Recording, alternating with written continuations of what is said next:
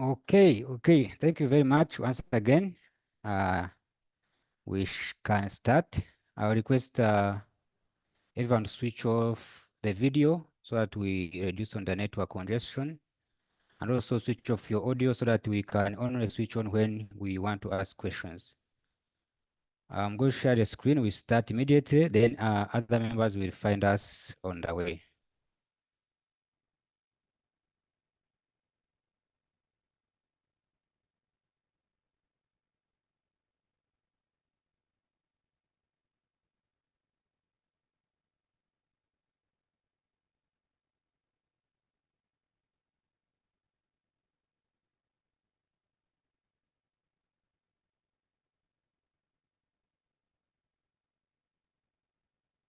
I hope you can see my screen.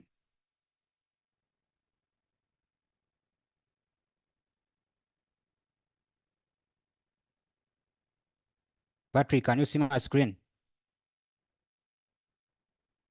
Okay.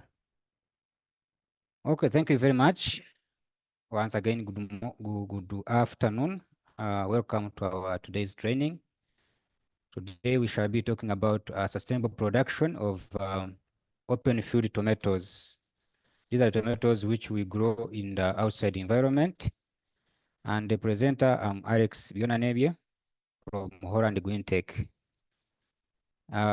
We shall be going through stepwise on how to do sustainable production of these varieties. Um,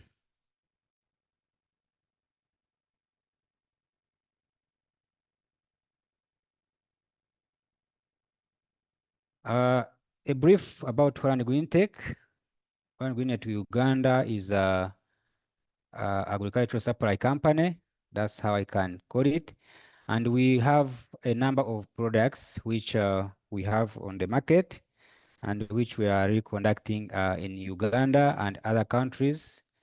We originate from the Netherlands, but we operate in many African countries. And in Uganda, this is Holland Greentech Uganda, where we are having services. First, one of them is soil analysis, soil and water analysis, because currently we are having issues with soil, issues with nutrition, issues with disease. So we came on board to ensure that our farmers can now have a support in understanding their soil, so that we can easily be able to work with all those challenges basing on the updated information through the soil testing. Again, we are having what we call the best seeds. What we're going to take, we deal in vegetable seeds, and these are the best quality seeds which you can really do at your farm. And these are the seeds which are high yielding, which are tolerant to disease, which are marketable, having very, very good produce. These are the seeds which you can really trust and work with us and be able to grow and succeed in farming. We also have nutrients and soil improvements. Here we have organic nutrients, such as now you see like this product is called Crop Max. It is a completely organic, which can help you to boost the production, making sure the crop really gets enough feeding and is able to work out and give you good yield.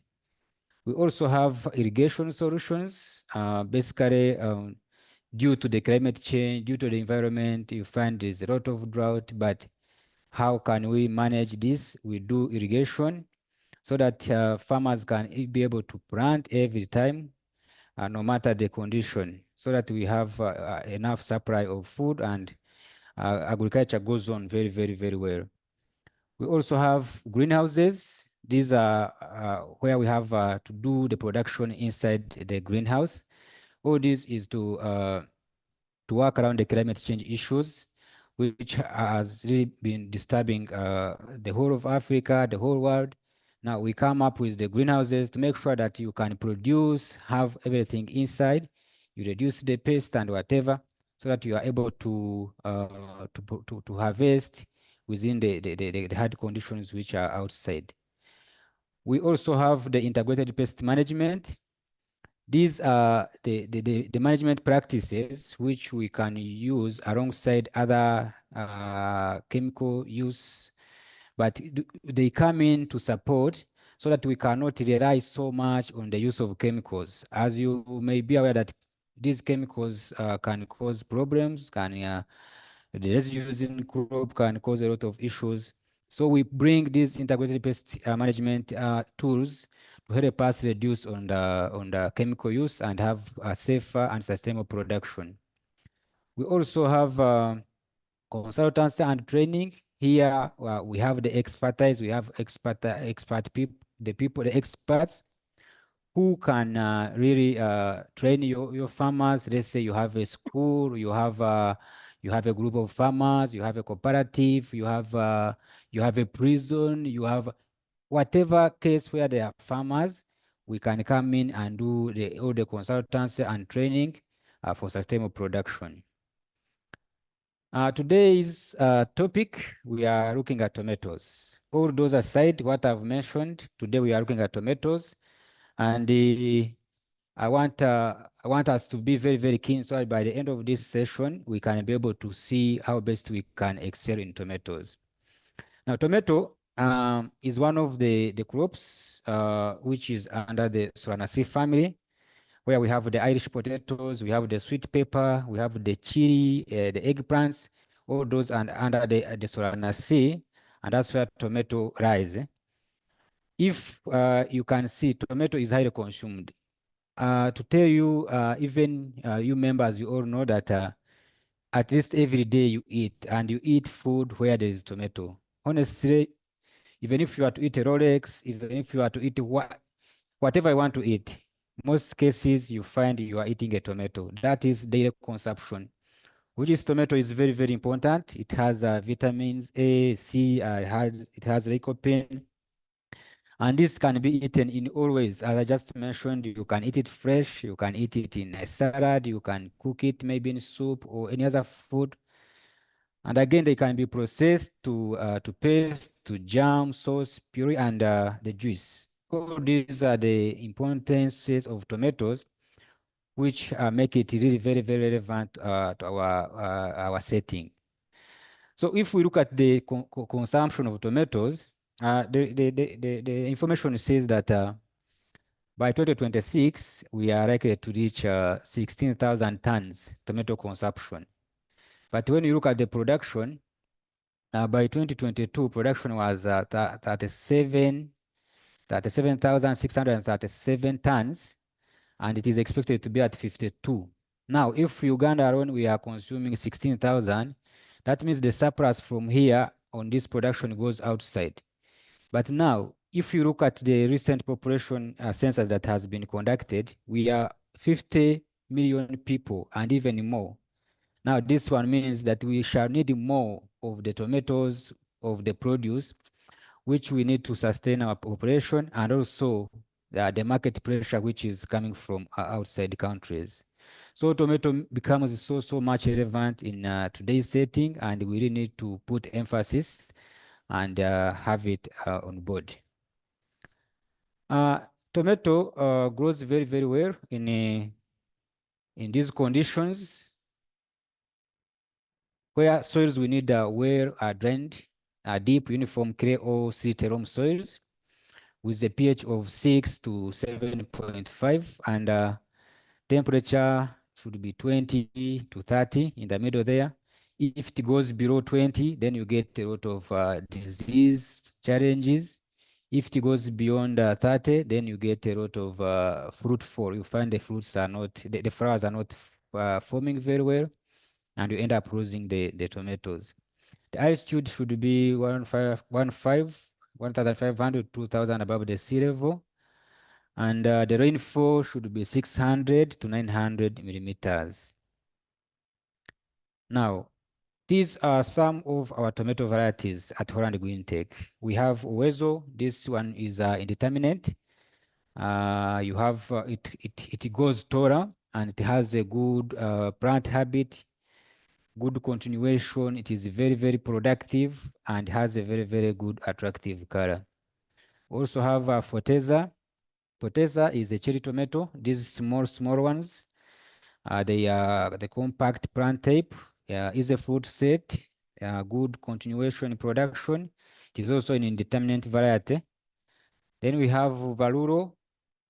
This is a beef one, those which are round, and it is also indeterminate. It is for greenhouses and can be on open field where you put the stakes. Good continuation, strong plant, firm fruit, and you find it has a fruit weight of 180 to 200 grams. Then we have Tronus. It is also very big. It has a firm fruit of 250 grams. Excellent shelf life. It is highly yielding and has a uniform. It is uniform with a very good color. Now, today I want us to talk about, because the session is about open field, today we shall be talking about other two varieties. That is Gamma and the Jara. Now, if you look at, if you are doing production, you want to start, you have been doing production of tomatoes, or you want to start production, there are very big factors which you have to consider. First of all, is variety selection. You understand that the varieties are different, and we are having a lot of challenges with disease, with the climate, with the nutrition, with the market. All those have to be satisfied. But the first step is looking at the variety which you are going to produce. Now, you look at the biotic and abiotic stress tolerance. Now, that's where we are talking about can your variety which you want to do, can it tolerate diseases? Can it tolerate high temperatures? Can it tolerate too much rain? Can it tolerate pests? Oh, because all these have to be in consideration, because they are the factors which can really cause a loss or a low production if they have not been taken care of. Now, if you look at Gamma, Gamma is an elongated pram tomato. It is has quite open canopy. Gamma is very productive. It can give you 100 to 120 fruits per plant. You find it is elongated and jointless fruit. It has a very good jointless shape, and this gives it a very good quality in the market. Also, the average fruit weight is 100 to 120 grams. This is a very good and big tomato fruit, which can everyone be looking for in the market. Is there anyone croaking? We can mute. We shall be talking in the question and answers. Now, we also look at Jara, which is our second variety on the open field, the tomatoes. This one is semi-determinate. Is not too short and not too tall, is in the middle. Then it has good vigor and canopy cover. It has a uniform color and a firm fruit. Is elongated plum fruit. It has a plum fruit shape. Then it has a fruit weight of 80 to 100 grams. Jara, unlike Gamma, is a bit smaller in size, but it puts more fruits. But the very big beauty with Jara is that it tolerates drought conditions. It actually doesn't need much water, and that's why we consider it to be one of the best tomatoes for open field production. In areas where we have low rains, we receive rain once in a month, or once in 1 week, like you don't have enough rain, then Jara is a very good variety which you have to look at. Now, if you look at the yield, all these tomatoes can give you very good yield. First of all, as I said, in Gamma, you have 100 to 120 fruits. That is very good yield, which can really help you clear the cost of production and make a big profit. If you look at shelf life, these tomatoes can take more than 21 days on after harvesting. That is a period of 3 weeks or even more when the fruit is still fresh and good for the market. Preference in the market, as I just mentioned, preference, we usually look at the color, we look at the shape, how the tomato is really made. And the Gamma and Jara, they have that preference. They have that characteristics which make them preferable in the market. Fruit size and uniformity, it is the same thing I just talked about. It is really, really a very, very good tomato, which you can try, which you can have, and you see that the fruits are coming out very, very uniform, and you don't get the issues where you have very small, small fruits that cannot be sold on the market. Now, we have selected the seed. We have it now, but what next? We now need to establish the nursery. As growers, there are many, many challenges which can come along with nursery production. And there is a kind of a saying or a quote that says, it is not a guarantee for a good seed to give you a good crop or good yield, but a bad seed will never give you good yield. Now, that one shows that as you start, you have to make sure that your seedling is really very, very good so that it can be able to sustain itself even when you have transplanted it. I'm going to break down some few areas around the nursery establishment where some farmers do direct planting. This is where you go and you till your land, you make it very, very clean, then you do direct planting of seeds. You're putting seeds before they germinate. That one means you are saving time, yes, but there are very many challenges which are around this. First of all, if you look at the seeds which we bought, they are hybrids. These are very, very important seeds which we are buying at a price per seed. You find that you are paying a price per seed.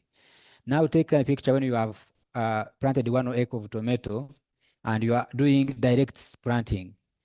Immediately you have just planted, in the evening, maybe it rains heavily and the whole place is flooded. Honestly, you will not get, the germination will be very, very, very low. You will find that you have planted and you have maybe 30 or 40% germination. And that will be a very big loss even before you take off in the production. So we always discourage farmers to do the direct seeding, especially of these high quality and high value tomato. We look at the ground nursery. This one has been there for many, many, many years, and that it is still there and it will still be there. That is what we've been using for all the time, but we need also to have it very well arranged. First of all, if you look on this picture, I hope you can see my cursor in the corner. If you look at this picture, this is a ground nursery bed. But if you look the way the seeds have been planted, there are very many chances of getting disease. The biggest disease on nursery beds are dumping off, and even red blight, even early blight can come in when you are on the nursery bed. And if you look at this nursery bed, there are very, very many chances that the farmer is going to get a disease in these seedlings and they will really die, and you find you don't take off to the next level.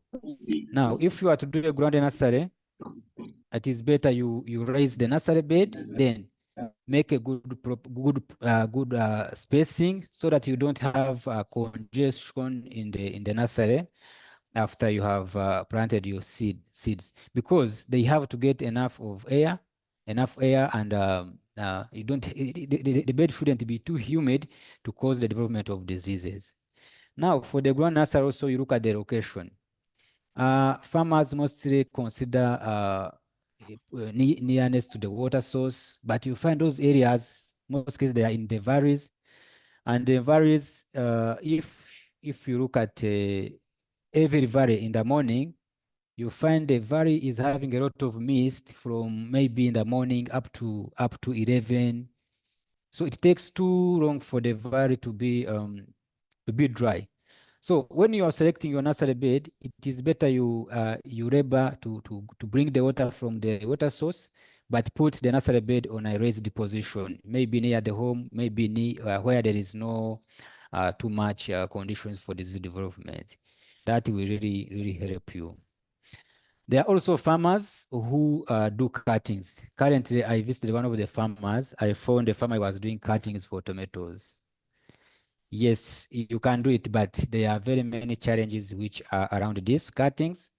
First of all, you'll be transmitting diseases. Let's say the last crop had a viral infection or a bacterial infection. Now you are doing cuttings, and again, you are transmitting the same disease to the new garden which you are establishing. So I also discourage cutting, and it is not a good way that we could be going. There are seedling pots. This is also another method which is really good. You find you buy pots, put soil, and put your tomatoes. It is also a good method, but it has challenges with the cost of work. You find it has a lot of work. You have to increase labor. You have to you find you are potting very few pots in one day. So it is really not cost effective, however much it works. Then the last method I want to talk about is seedling trays. Seedling trays, as you can see in this picture where I'm turning the cursor, and the second picture, these tomatoes have been grown in trays. Seedling trays are made of plastic, and they have holes. You find you planting. You put the media which we call pit moss. Pit moss is a media, is a kind of, I can call it soil, but it is an improved soil which you use to fill in the trays. Then you'll be able to plant. After planting, that tray, you can put it in a very good shade. If you have a nursery structure, you can put it there. If you have a shade, maybe on the veranda, maybe you construct a small structure, something like that. But you have your tomatoes grown in trays. The beauty is it that first of all, you use peat moss, which is well balanced and free from pests and diseases. You don't have issues with the pests which have been in the soil because the peat moss is completely clean. Then another beauty is that you can easily transport your tomatoes. Let's say you want to move them from one place to the other. You'll be able to move anytime at any point because your tomatoes are really portable. I can give an example. Tomorrow, I think we are going to transport some tomatoes from here to Western Uganda. And imagine in trays, and they will be good, and they will reach when they are very okay because they are well packed, and there's no problem around that. Then another importance of trays is that when your seedlings are ready and you want to do transplanting, you will be uprooting one seed, and it will come with a ball of soil, the pit moss which you put. The roots will have rolled around and coiled around, and so you will be able to get that seedling with its ball. So even if you transplant, there are very few chances of transplanting shock, and the seedling will continue to grow normally because it is not going to face challenges where, let's say in the ground nursery, maybe you are uprooting the seedling and all the soil gets off the roots, or maybe some roots can break. So when you transplant, there is that period that has to be taken for the plant to again grow more roots, again get in touch with the soil, and that will all be taking time. But with trays, once you transplant, that is all, it will be able to move on, and the takeoff will be very nice.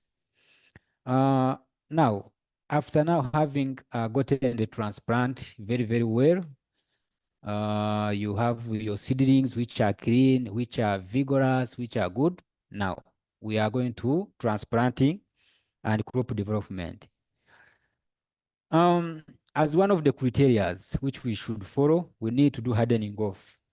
Let's say these trees have been in the shade, but now we want to take them to the main garden. So hardening off should start at least in the third week, so that you expose these seedlings shortly to the outside environment, so that they can be getting used to the environment, so that when you transplant them in the main field, you are not having issues of when the plant is shocked. You find that the crop is already used to the outside environment, and it can be a very an easy takeoff.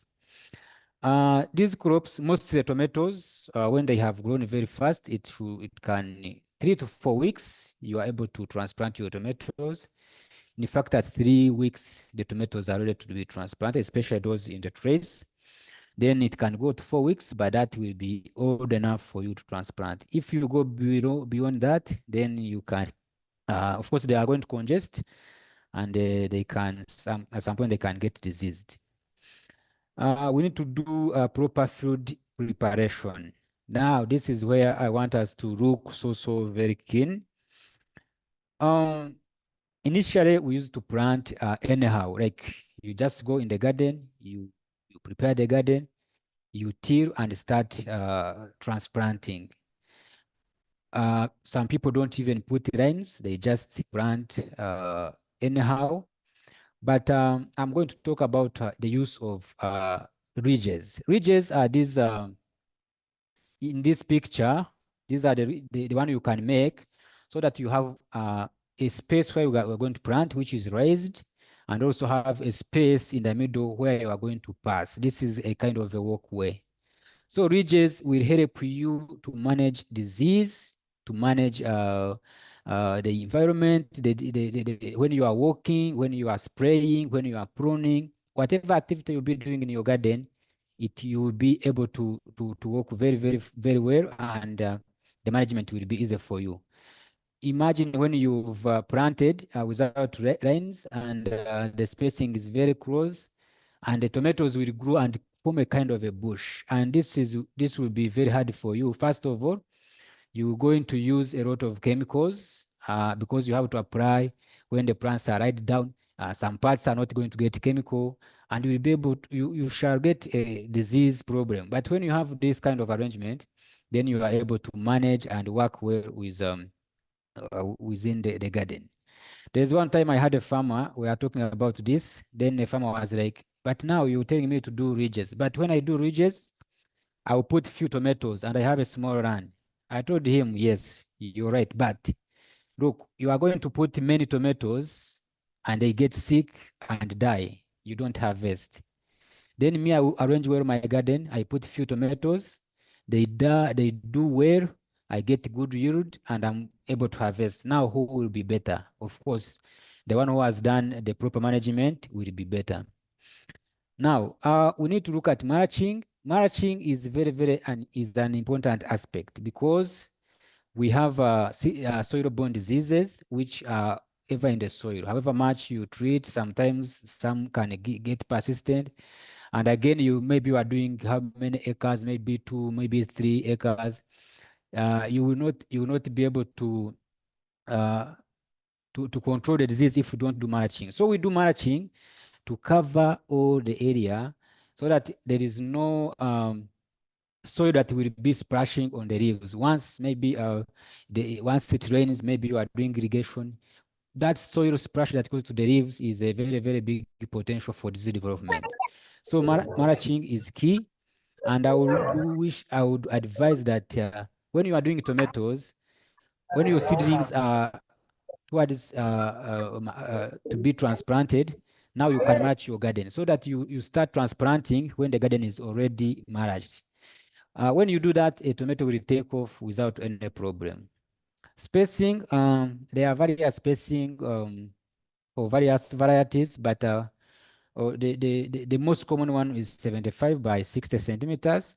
This one will give you a walking space which you can use, and also the plant population that is enough for you to get the good yield.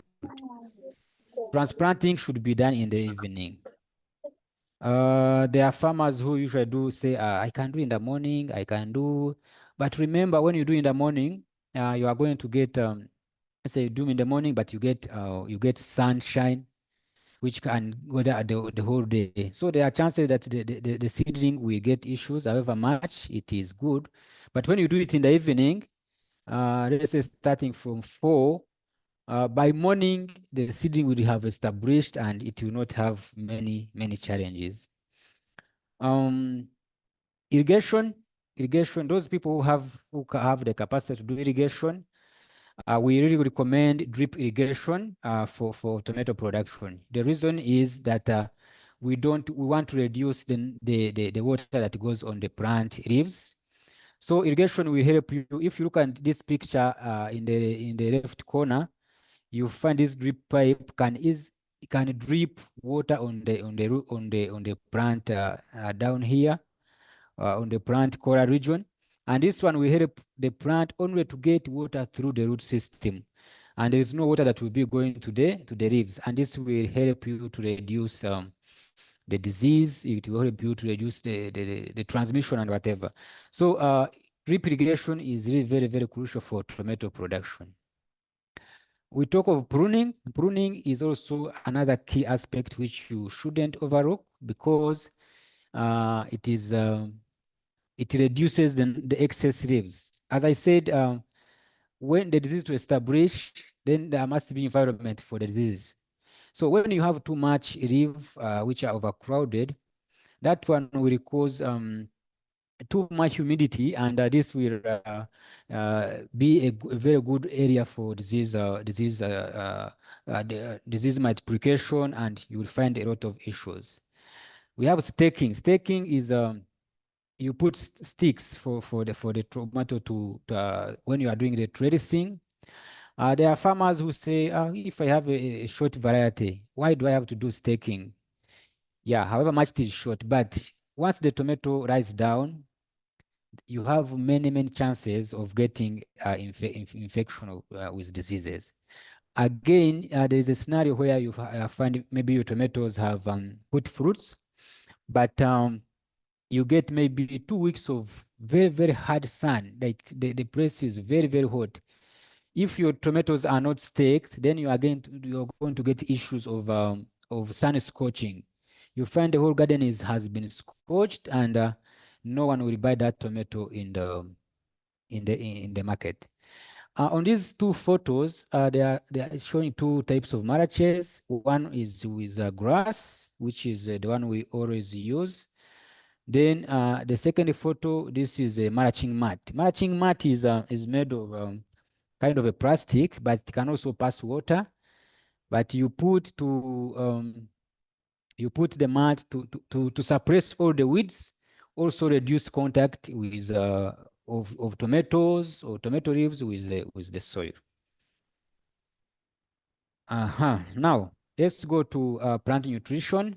We have now transplanted. We have done all those practices I just mentioned. But now, how do we feed these tomatoes? First of all, I want to tell you that it is very important to consider soil testing. Initially, we in the early years we used to not to have issues with soil, but now with the population, with the population, with the method of farming we do, there is a lot of changes in the soil microbiome and soil. All that is in the soil has really changed, even the nutrients, even. So it is very important to consider soil testing, so that we are able to know what exactly is lacking in our soil and what we have to add. Now, after having understood what to add, most cases, the soil testing report will recommend what to be put and in what quantities and at what time. But briefly, to take you through the most common applications we have to do, organic manure should be number one, because organic manure, however much the soil is, organic manure is very important, because it has other importances like soil structure, water retention capacity. All these organic matter will help you to have a very healthy soil. Now, after having done transplanting, of course, this will be basing on the nutrient report. You will need to add phosphorus. Phosphorus is one of the nutrients that helps in root development. Now, when you have transplanted, you need root development, because the plant has to establish and start growing. So phosphorus is a very big requirement, which you have to apply. Then nitrogen at the vegetative stage after having transplanted, then you need to apply nitrogen so that you can have a vegetative growth which is vigorous and which can give you more, it can give the plant more energy even to put more fruits on as you do the production. Then potassium and calcium, these are put towards flowering. Flowering setting, these are important for good flower formation, good flower setting, avoid flower fall. All these will be very important during the flowering stage. Calcium will help you to avoid issues of blossom end rot. We are going to look at it, and it is a very, very big challenge with tomato farmers. As Holland Greentech, we have this product called Crop Max. Crop Max is a natural plant nutrient.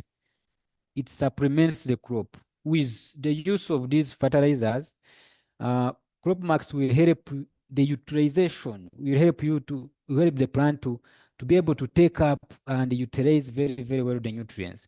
And this Crop Max will help you to make sure that the plant feeds well.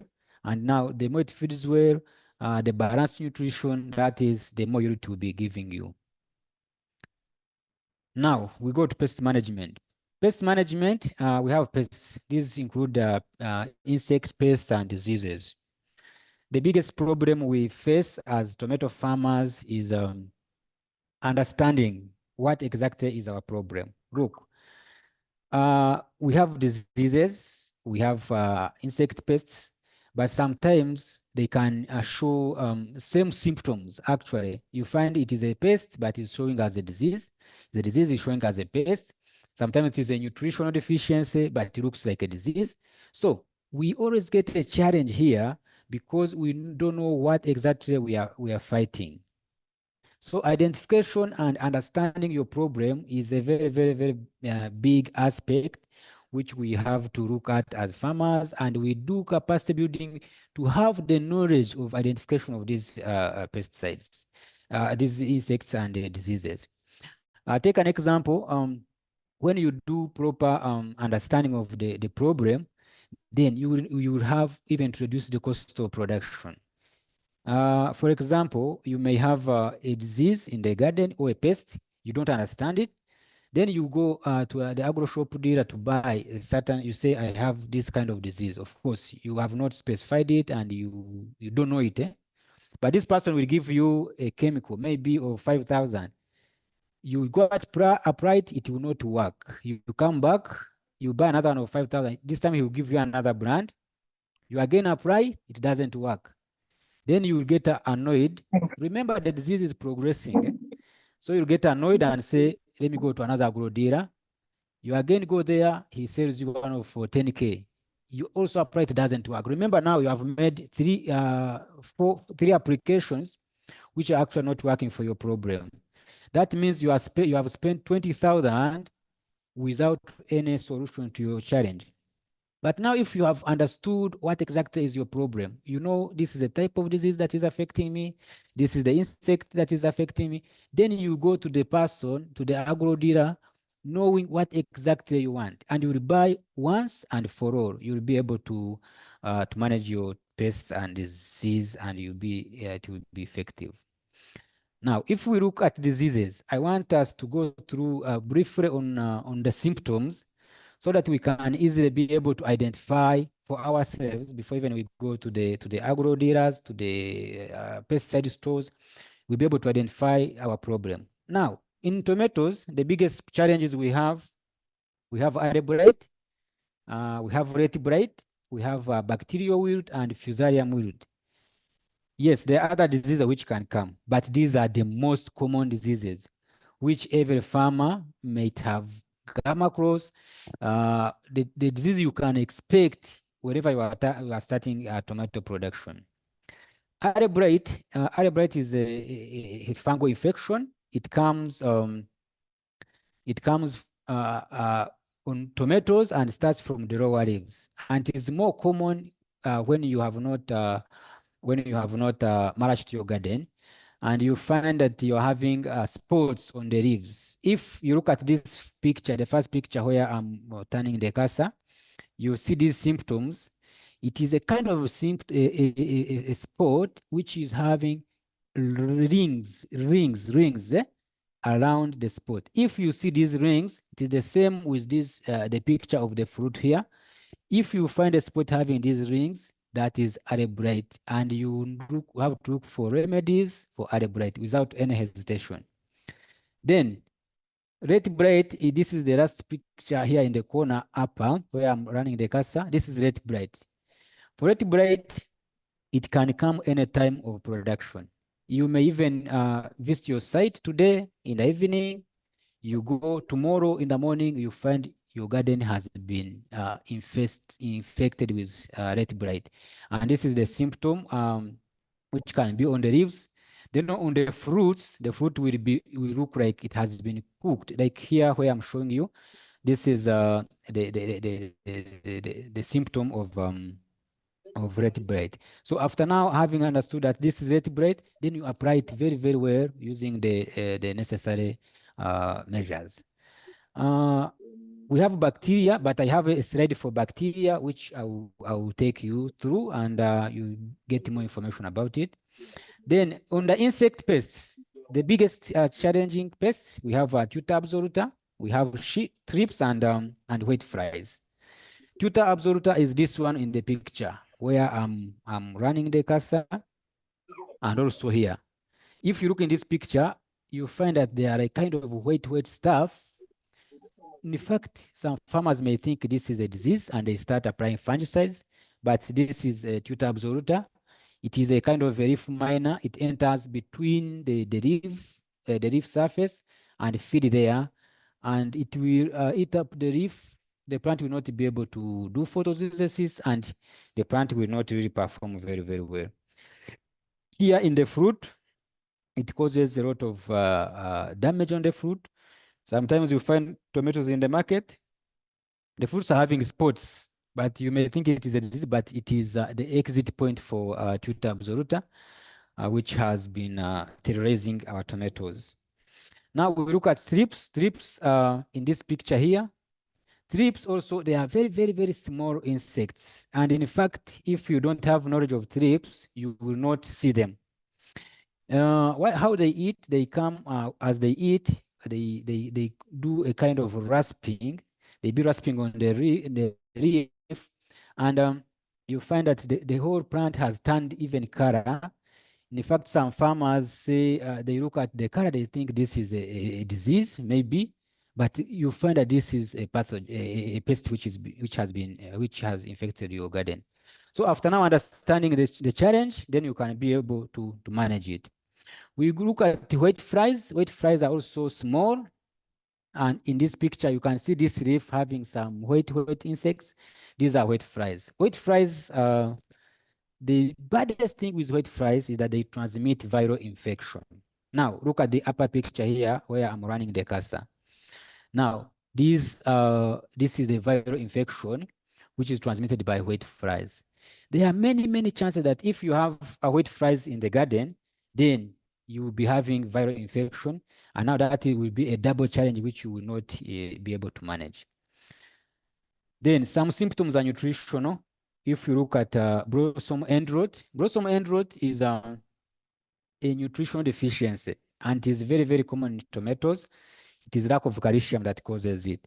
And most farmers, when they see this kind of symptom on this picture, they will think maybe it is red blight, and then they start applying fungicides, but it will not work because it is not the specific remedy for it. So this is calcium deficiency, which you have to apply, and it will help you manage this. Now, all this runs along understanding the pest and pathogen, and also doing scouting and monitoring of your garden.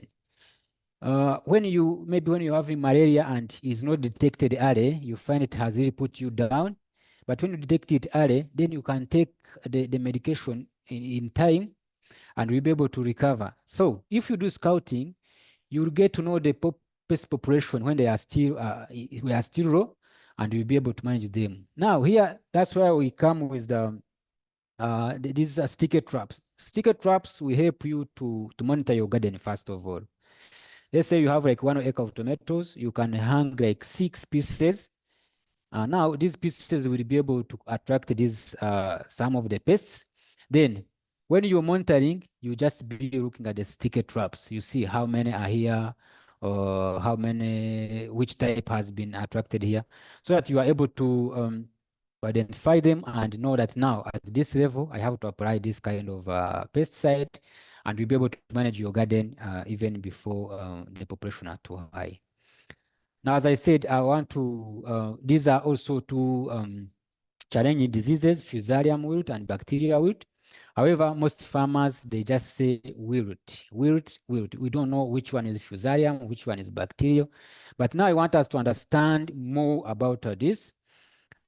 If you look at the first picture here, this is fusarium wilt, and it is fungal. Fusarium wilt is also soil-borne, and sometimes it can be seed-borne. So for fusarium wilt, if you look at a plant infected, you will see that the plant wilts and yellows, especially on the early symptoms. Then the symptoms will be coming from the down up as they go to top leaves. You find the first leaves are infected, they are becoming yellow. The crop is wilted, but the down leaves are becoming yellow as it goes up. Then bacteria wilt, this one, sometimes the plant is just wilted, but there is no sign of maybe decoloration. You find the plant is still green, but is wilted.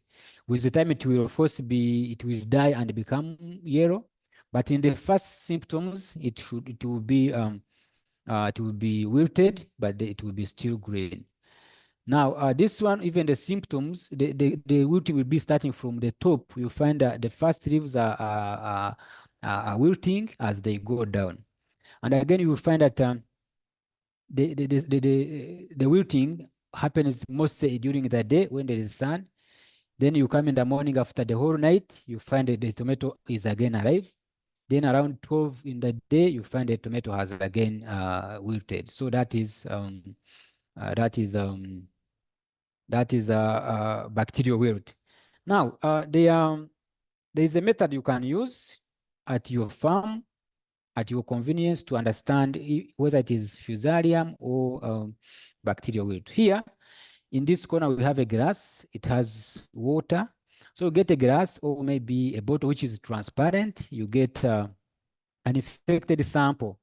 You cut it. You cut a small piece of the stem. Then you hold it in the water. You hang it in the water so that the down tip goes into water. You just let it settle. It will give around 15 minutes to 20 minutes. You will be able to see a kind of milky stuff. It is called the bacteria ooze. It will be milky stuff that will be coming from the plants, the one you have hung in the water, and it will be going down to settle down on the jar base. So this one will confirm you that this is a bacterial wilt. Now, as Holland Greentech, we know these diseases affect farmers, and they are really hard to control, but we have some solutions.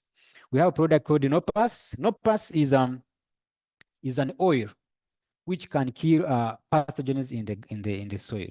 So once you are going to plant, you can buy Nopas, you mix it with water and apply in the soil as a drench. That will eliminate all the pathogens which are there in the soil. And then after its application, you will apply Trianum. Trianum is also a fungal-based product, which you are going to apply now to revive the organisms in the soil. But these will be only beneficial ones. So this one will help you to manage these two diseases. As I conclude, I'm about to finish. We have in tomato production, we need also to look at weed management. I would have talked about it, but I said, let me create a slide for weed management because most farmers overlook it, and it is a very, very, very key factor you have to consider. These weeds are the ones which are not wanted in the garden, but most farmers, when they hear that unwanted, they think maybe it should be the bush. But if you're having tomatoes and you are having maize, your main crop is tomato and you're having some maize. If you look at this picture, that means maize is in a wrong place. However much you may need to harvest this maize, the maize will be in a wrong place. I took this picture from one of my farmers. This farmer had a very, very good tomato garden, but he put some maize, and you see there are even some yams. So as when it rained, then the maize were very fast to grow because they were getting enough rain. And now they grew and covered the whole garden. I tell you, this farmer, I think he didn't harvest anything because the tomatoes died because of the maize, which now I call weed. Because if you let it be there, that means the garden will be humid all the time, and disease progression, disease development will be too much. So weeds also compete for resources, water, nutrition. Imagine you're applying fertilizer, but you're having weed. Most of the nutrients will be going to the weed. And you know, weeds are heavy feeders and they are aggressive feeders. So they will take most of the nutrients even before the crop benefits. Now, it also reduces yield, of course, after this competition, the tomato yield will be very low. It also increases the pest and disease. That is what exactly I was talking about here. Weeds are really something which we should not allow in our gardens.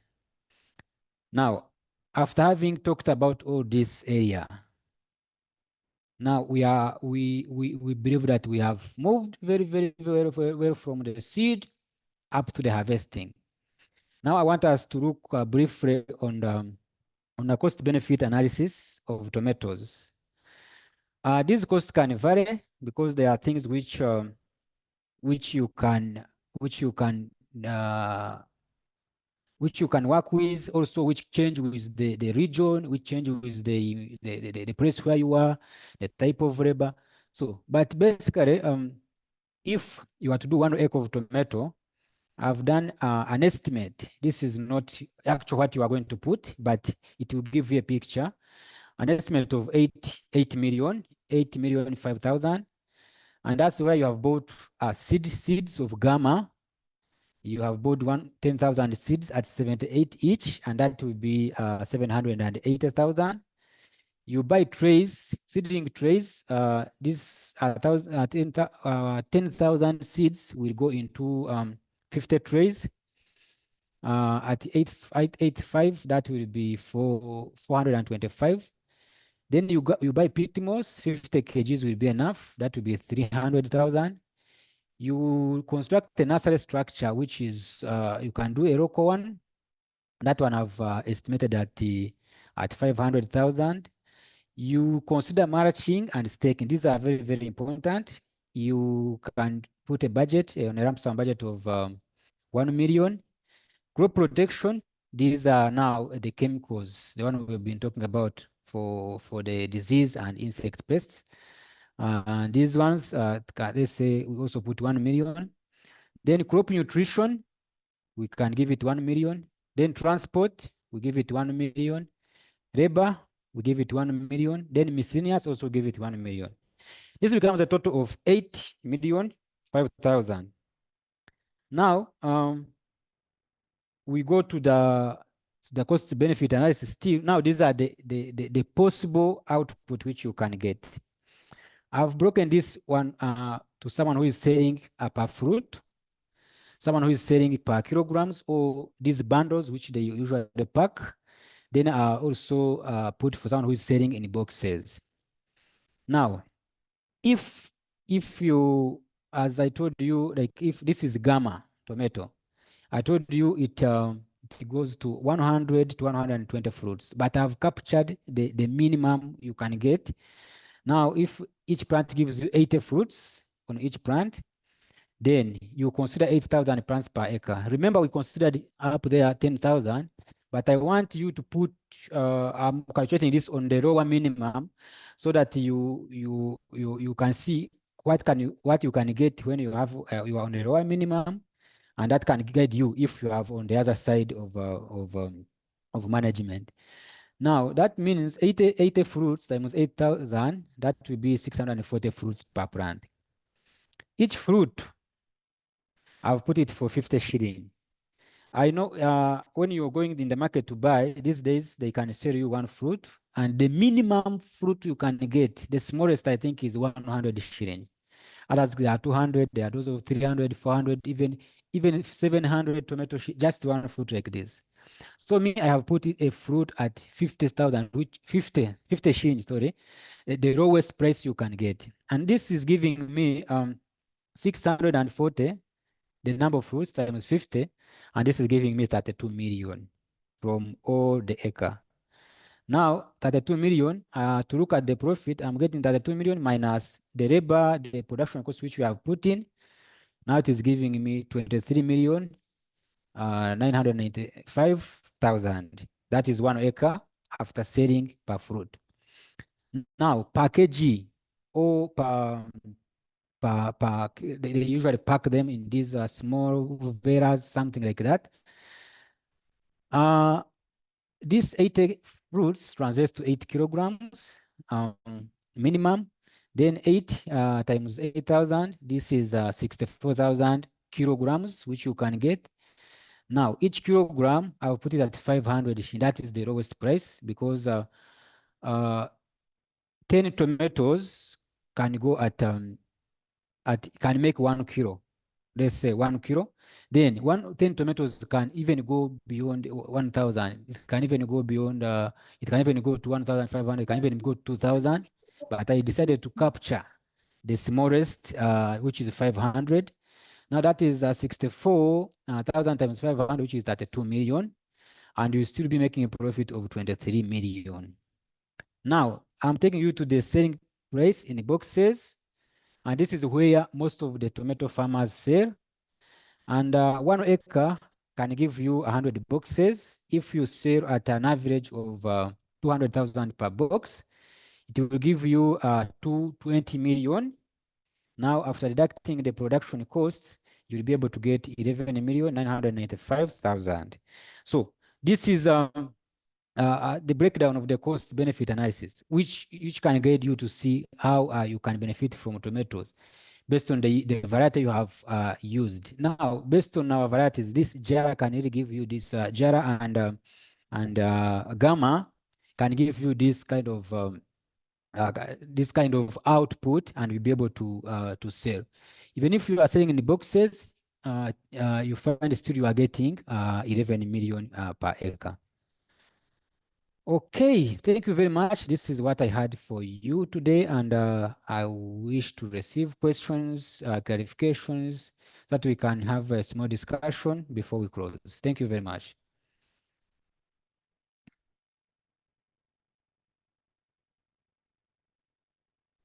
Hello, Alex. Yes, good afternoon. Good afternoon to you. Thank you for the presentation.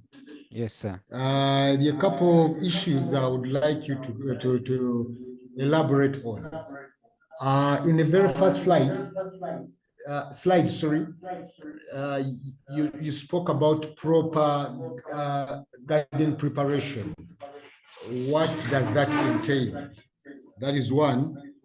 Two, in one of the last slides, you spoke about building a nursery structure. Now, this is important to me because in relation to the seed trays and the pit moss, what is the necessity of building this nursery structure? Isn't it something perhaps we should disregard and adopt better? Three, you spoke about 100. Can I go on? Yes, please go on. Go on, please. You spoke about 100 boxes of fruit you can get in an acre on average. But you and me know that we farmers here have a problem with the sizes of boxes now in the market. What size are you looking at? And what is the guarantee that 100 boxes can come out of an acre? Because some come up with smaller boxes, others come up with bigger boxes. There is no regular size in the market. And lastly, with that consideration, are you suggesting that the hybrid we're planting in the market for Gamma and Jara, they are no leftover fruits in the garden? In this case, I'm talking about kachere. Is that something under consideration in this presentation? Benjamin, thank you. Okay, thank you very much, Benjamin. First of all, you talked about proper garden preparation. I think this is the slide here, and I was talking about managing the garden in a way you prepare in the way that even before application of maybe pesticides, even before application of fungicides, even before any other, the garden itself is a tool of uh, controlling these problems. If you have managed a garden well and you have put good spacing, you have put these ridges, you have pathways, then that is a criteria number one. It is also an advantage that is going to help you to manage very well, because you are not having issues with disease, you are not having issues with congestion in the garden, you are not losing too much pesticides, and this is an important aspect which I talked about. So for every tomato farmer, you should look at this. However, even if you don't do ridges of this size, but you can maybe put at least sections. Your garden, if it is 1 acre, you put a section, you put a ridge in the middle, you put a pathway, you put a furrow. But basically, this arrangement would be the best if you have to manage well your tomatoes. Then I talked about the nursery structure, and you're asking why. Yes, because we are having wood seeds, we are having trays, and we cannot let them be in the sun or in the direct rain. You know, the idea is we are trying to control production. Let's say if I'm having an open nursery bed on the ground, I have no control over it. Apart from maybe spraying and whatever, I don't have any other control. That means even if it rains, I cannot stop the rain from hitting the nursery direct. Even if there is maybe hailstone, I cannot stop, I have no control over that. But we bring these technologies of trays and nursery structures to help us now be in control of our seeds so that we can tell them what we want them to do. We can actually dictate what we want to be raised out of them. Then that is the now something we have to look at, and in always we should have a shade over them. Then maybe if you have a few seeds, there are those who can do maybe 10 trays, 5 trays. You find that you can even put them on the veranda. You don't have to construct the shade. But look at you are doing 1 acre and you have 50 trays. You need to have a nursery structure that will help you to keep these seedlings. Then the boxes, yeah, I understand there are many boxes, and this is where we have a challenge, especially in the marketing of these tomatoes, because the buyers will come with different kind of boxes, but averagely, this box, there's a common box they use in the market, in Nakasero. I think it's the most common. I'm not certain of the size. I'll find out. But the most common box is, even when you look at maybe these trucks which are carrying you can be able to see that box, and the one I'm looking at, and it can. The farmers have managed to get at least 100 boxes per acre. And with Jara or this Gamma, and looking at the number of fruits which are really it is bearing, it is really possible to get 100 boxes per acre. Then about the kachere, the leftovers in the garden, this Gamma, it has really not like we have farmers in Ruwero who are doing Gamma. They have not really complained about these kachere issues, because the plant fruit size is really consistent. You find the fruit is the same from the first harvesting up to when you're done with the crop cycle. Thank you very much, Benjamin. Patrick, can you help me identify people who have questions and they ask?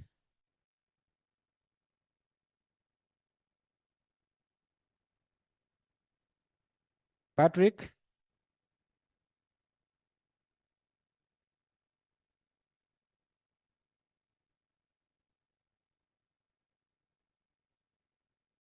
think you're muted. Yes, we have two people who have questions. We have Gonzan, I think it's Gonzaga. I don't know if there's anybody else with questions. We've also, a few questions in the comment section. We have cost of stacking for an acre. That's male. We also have another question. A box of tomatoes at Fungates was at 1,020,000. The investment does not come out. So I think maybe you could answer the cost for an acre, then also go to the questions that Benjamin and Mr. Asking questions that you want. First give terms of Maybe let's first give Mr. Mutambuze the privilege to ask a question. Then we also have these other questions come in because Mr. Sande also has a question. I'm in Toro region, and the main challenge I have sand mist in the valley. How can I manage this against tomatoes, as in crop protection? So I think let's handle one question at a go, because more questions Yes. are coming in. So Yeah, let's handle one at a go because we shall have many questions and we may forget some of them. Okay, let me first ask the first one. After you answer that, I ask the second one. Then we shall move on to the raised. Is that okay? Yes, please. All right. So the first question is, what is the cost of staking for an acre? That is a question from Mel. Okay, thank you. The cost of staking from these costs, we had merged mulching and staking as a lump sum of 1 million. That means 500,000 can be enough based on your locality. Then another question Yes. is The other question is, okay, I think this was a miss to talk about recently. A box of tomatoes at Farm Gate was at 120,000 shillings. The invest. So that was his review in that regard. Let's understand the rationale. So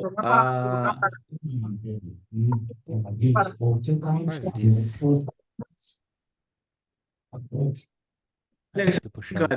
There's a problem with the you can first stop sharing, then reshare again. That maybe that issue might be fixed. So you can reshare again. As you resharing, I think we could move on.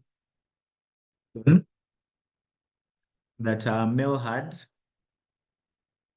and the question goes as stage of tutor infestation is a farmer supposed to give up and slash the plants, or we are sure the chemical versus tutor infestation? Actually, a Mel, just a simple overview. The main essence for this presentation is one, to help you understand how best you can even protect your farm before having this infestation. One, you could use sticky traps for monitoring. Yes, the sticky traps help you to monitor your garden and farm.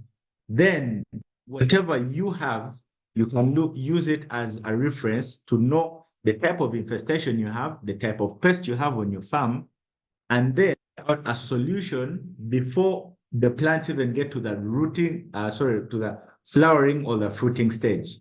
Then before that, then you can make a quick solution. Then I think I wish you the chemicals to reverse the infestation. Cases we try to recommend to avoid the heavy use of chemicals. One, especially for people who are in the export markets. Index is quite quite looked at in most cases. So if they look at the chemical index of your farm, sorry, product after you have harvested, it might be a reason for you to get rejections. But if you're looking at it a local market, well, you can use chemicals, but it's still not healthy. I mean, imagine you supply to a specific market, to a specific farmer, and when people buy the fruits, they probably get issues with their health and all that. So this will point back to the person who specific plant or crop. And then they will then ask you, why are people experiencing this? Why are people experiencing that? So in most cases, to fight, it's always very important to first be able to avoid this infestation by monitoring tools, which is the tutor trap, the water trap, the delta trap, the sticky traps. All these traps can help you. They're highly, and all you need to do is either use a fruit fly attractant, either to use a pheromone, or just using water and soap. That's it. So I think, Alex, you can go on to the question somebody had asked before. I think I've answered Mel. Mel, if you have any more prior inquiries to put across, you can still leave them in the comment section. I think we can move to Okwero. She's asking, can gamma variety do well in the greenhouse? To quickly answer you, we've had the farmers doing gamma in the greenhouse, and it has quite been a success. But even though it's an open field variety, been successful in a greenhouse. So if you opt to want to use gamma in a greenhouse, I think you could still do it. But we've not had so much research done on it, and it is still, yes, and it is in the pipeline. But as well, there are also other greenhouse varieties that are very ideal to grow in a greenhouse. We have Wezo, we have Fortesa, which is a cherry tomato. We have what's it? Valuro is also a greenhouse variety. So I mean, we have you covered. If it is tomatoes, we have you covered in all aspects. Rainy season, dry season, and in the greenhouse. So I think, Margaret, your question has been answered. Of top, I think it's Cropmax fertilizer, and you've been responded to, and crop 1,000 a liter. Yes, I'll answer the questions quick, and the more technical ones, I'll forward them to Mr. Alex to take them on. The other question is, do we have water? Do we water the tomatoes just after transplanting?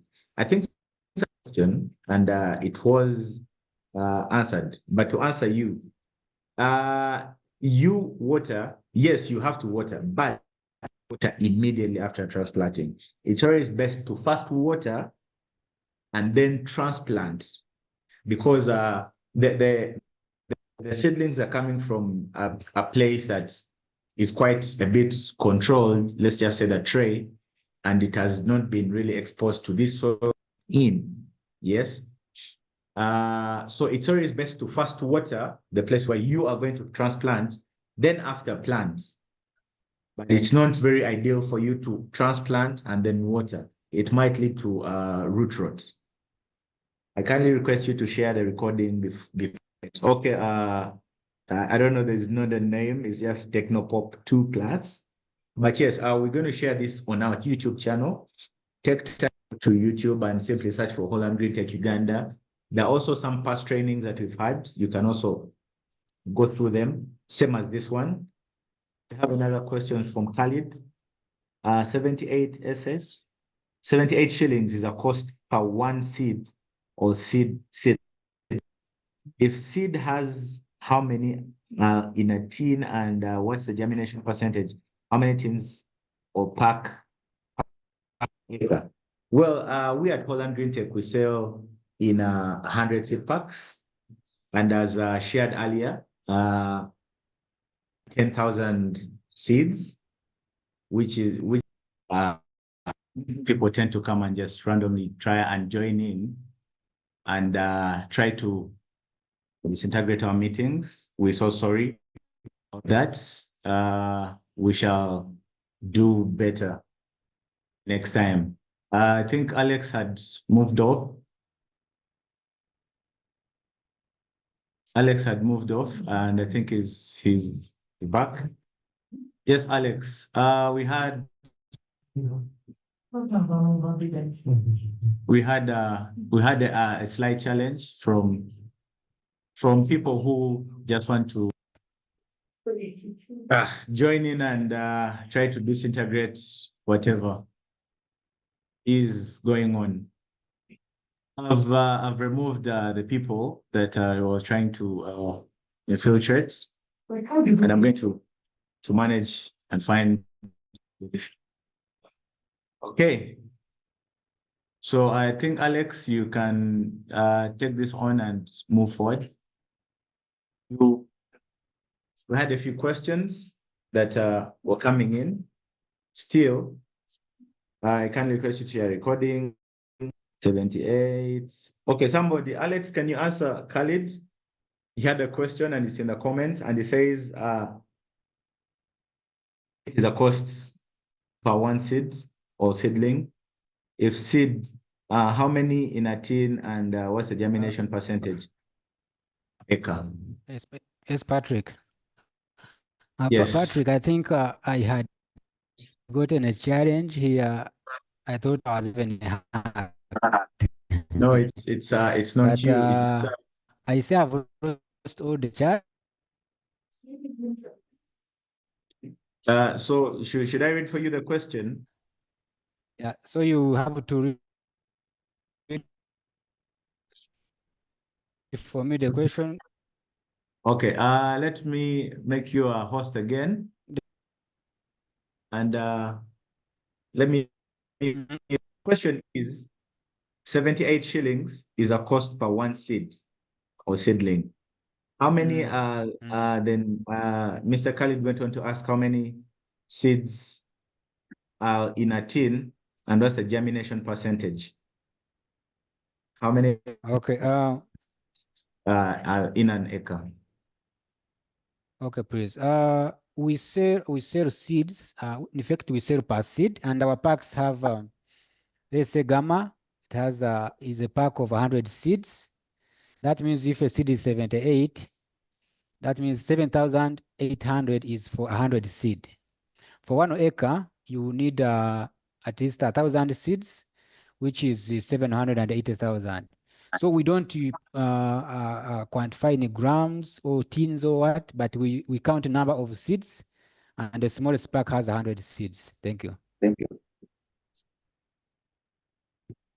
All right. He also was asking about the germination.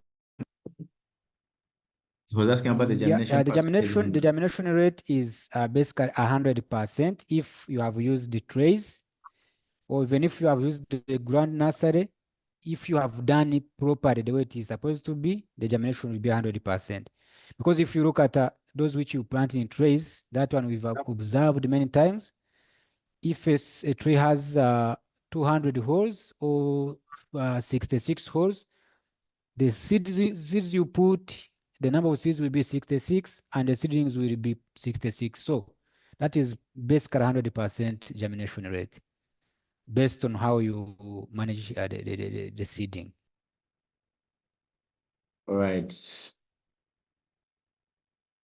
Alex, I don't know. Do we have any more questions from anyone? There is a farmer who asked. I read a question before I moved away.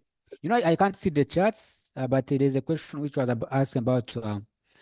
The farmer was asking that the current price for a box is 120, right? Yes. Yes. That can happen, and in the market, a box of tomatoes always range between 180 and 250. But you know, these traders, they always look for opportunities from farmers. most cases they come and they can even cheat you. So it is very, very important for us to make market research. First of all, if you are doing tomato on a big production, you should look for market, you do enough market research so that you are not really cheated. These guys are there, they are cheating people seriously. You will find where books can even go to 100,000. When other areas, or maybe when they reach the market, they are selling it at 250, 300, 400. In fact, when they come and buy at 120, for them now they will go and sell per fruit, as we are showing in the first cost benefit. And now they will be getting all that money, and the farmer will be being marginalized down there. So it is very, very important to do enough market research and also establish connections for the market to avoid those low prices. Thank you. Yes, thank you so much for sharing. Also, there's somebody that asked, Alex, you didn't tackle the aspects of spraying techniques, and that's one of the reason in the field is high. So can you also tackle Aspect of what? the aspect of techniques? And that's one reason why pest prevalence in the field is quite high. You know, I'm not getting the question clearly. The aspect of? The aspect of spraying techniques or kufuira. Oh, okay. Spraying techniques. Yes. Okay, that one, spraying techniques, first of all, you, as I was saying, if you identify the pathogen or the pest that is affecting you, and now you have both the chemical to use, then what next is now how to spray. And now for tomatoes, of course, you use a knapsack. Spraying should be done in the either when it is still early in the morning or maybe in the evening hours.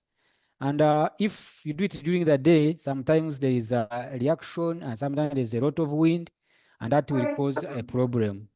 Secondly, you need to follow the direction of wind. When the wind is going to the east, then you spray going to the east. So that the chemical that would have maybe when you're spraying and maybe there's some wind, however much we discourage spraying during the wind, we make sure that you spray following the wind so that any chemical residue that can be coming back to you can be taken now in front by the wind. Instead of coming back, should be taken in front. That is also another aspect which you have to look at. Then again, as I was saying on the land preparation, field preparation, when you have put those lines and you have ridges or you have rains in the middle where you are going to pass, then it becomes very, very easy for you to manage in the spraying. The techniques will be really matching very, very well. And when you are spraying in a haphazard way where there is no rain, the plants are lying down, there is a lot of confusion in the garden. Yeah, so the best spraying technique, based on those few I've highlighted, is very, very important. But the farmer can always get in touch with us for more information and also information that is based on his real farm experience.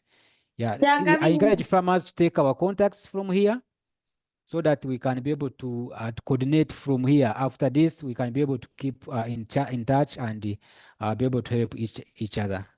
Thank you very much. Alex, the question, two actually questions. One is from Sunday James. One of the questions is from Sunday James, and he is asking, I'm in Toro region, and the main challenge I have, constant mist in the valley. How can I manage this against tomatoes as in crop?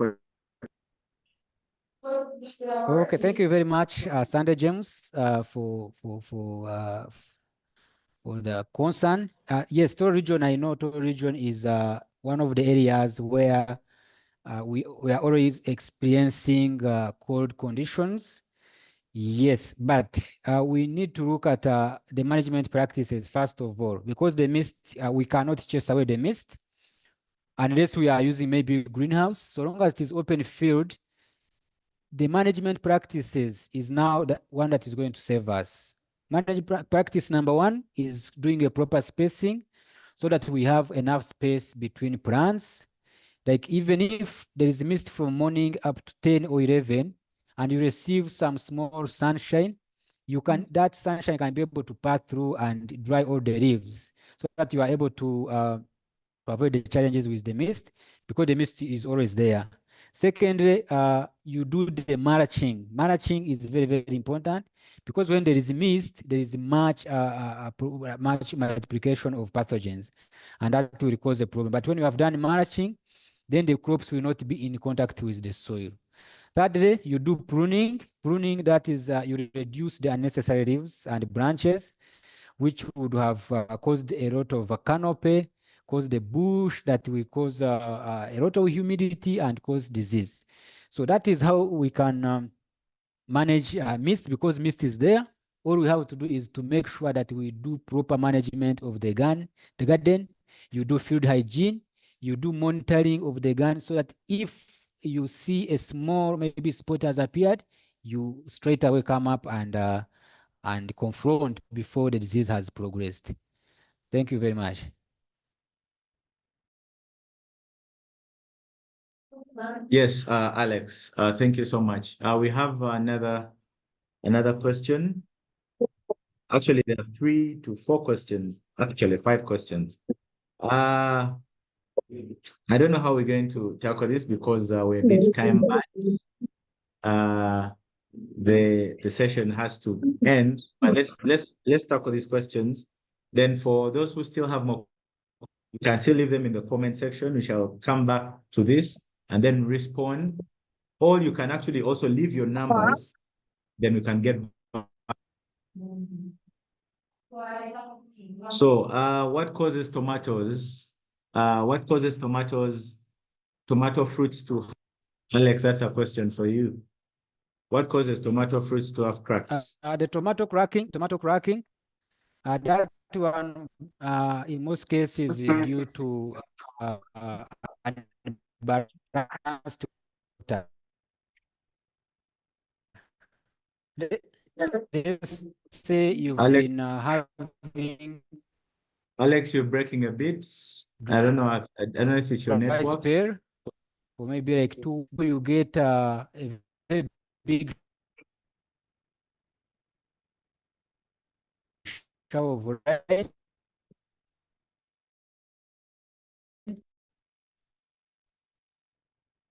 Do you hear?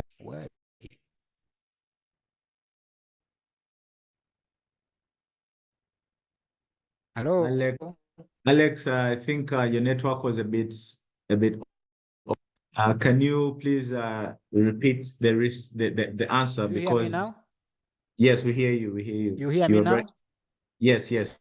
Great. I was saying tomato cracking is in most cases a physiological problem where there is imbalance of water. Let's say you've been having dry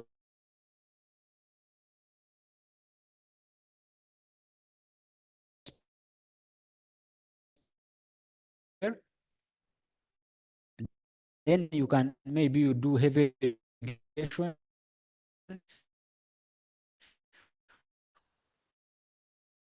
The cells will have to burst.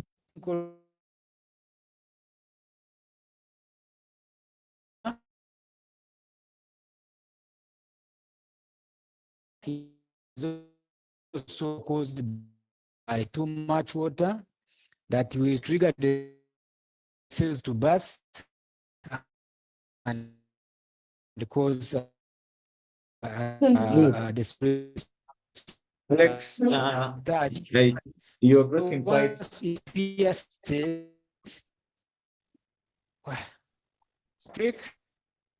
Alex, your network is a bit very. Let me first see if I could have probably Dagan maybe address this issue. Like you gave a response, but we only had one, two, three things from John. So let me have probably Dagan come on board, and then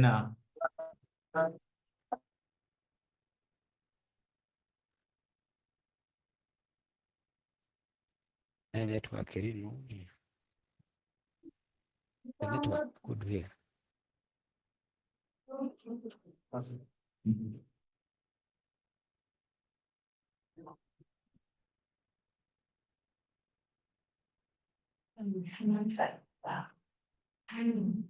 So cracking.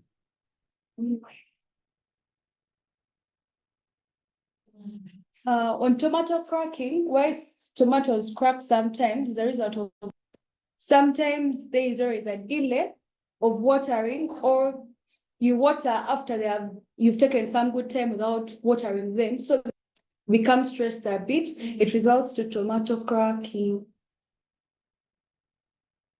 All right. Thank you, Dagan. I think Mr. Silaji, you've had your question tackled. Let's move on to the 3 questions. And one is, how many kilograms are expected per plant? We gave it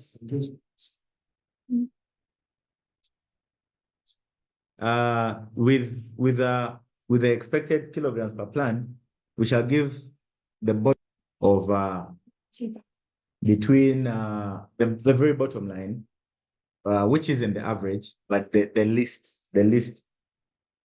whereby if somebody has done the worst practice ever, we'll give you like 8 kilograms. Yes, that is the list, but on average, 12 kilograms, between 12 to 15 kilograms per plant. Assuming you plant 10,000 seeds of gamma, we expect to reach maturity. If you plant 10,000 seeds of gamma and you've done the right nursery, you've done the right, and then you've transplanted the full, or all the 10,000 stalks or the 10,000 plants, you might, the highest chance of loss you might get around 50 to 100 plants. Yes, that's the highest. Well, if keeping other factors constant, that you have had all the practices put right and everything is being right and according to the agronomist's recommendation. So for how long does a farmer continue harvesting plant from the first harvest? For how long does a farmer continue harvesting from a plant?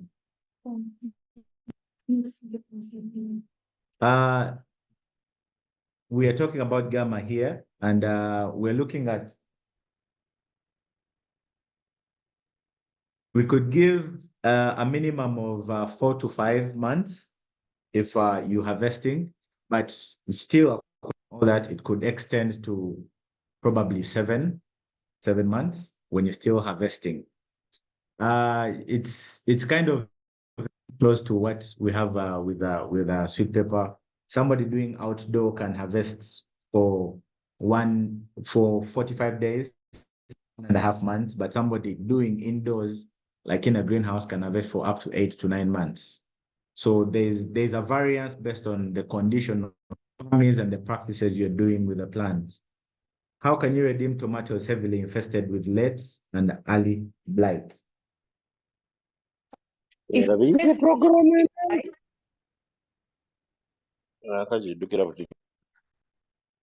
the case is not so high with the, or the tomatoes infested with early blight and late blight, you can embark on using some chemicals. It can help you overcome that. And yes, with the chemicals, you don't just go to Container Village and then just randomly buy anything. You can always actually reach out to us and tell us, I'm experiencing late or early blight, this problem, recommend specific chemicals that you could use There are some chemicals you use that will affect your flowering, will affect your fruiting, and all these factors. It's important to have to get feedback on what to actually apply on your farm or to your plants that are having that infestation. Well, that said, I think we have covered most of the questions that we have. And thank you again for being on, taking the time, taking this 1 hour for being with us. And again, as Holland Greentech, we shall keep saying with the initial issue that happened earlier, but this is an issue that we're raising once we're doing online trainings. And I will promise we'll ways to do it. And in case you have any questions, we've shared the